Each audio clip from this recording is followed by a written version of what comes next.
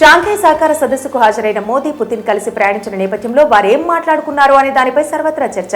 అయితే దీనిపై పుతిన్ స్పందిస్తూ పెద్ద రహస్యాలేమీ మాట్లాడుకోలేదని, అలస్కాలో ట్రంప్తో జరిగిన చర్చల గురించి మోదీకి వివరించానని స్పష్టం. తాము 30 సెకండ్ల పాటు మాత్రమే మాట్లాడుకున్నామని వెల్లడి.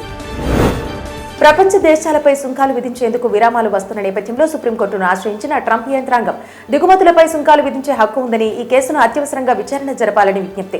ఎమర్జెన్సీ అధికార చట్ట ప్రకారం ట్రంప్ సుంకాలు విధించారని అప్పీల్స్ కోర్టు తీర్పు.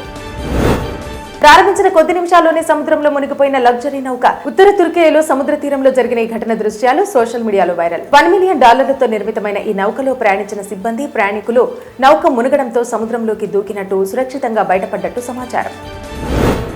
భారత్పై అమెరికా సుంకాలు విధిస్తున్న నేపథ్యంలో రష్యా అధ్యక్షుడు కీలక వ్యాఖ్య. భారత్, చైనాలపై అమెరికా చర్యలు సరైనవి కాబట్టు వ్యాఖ్య.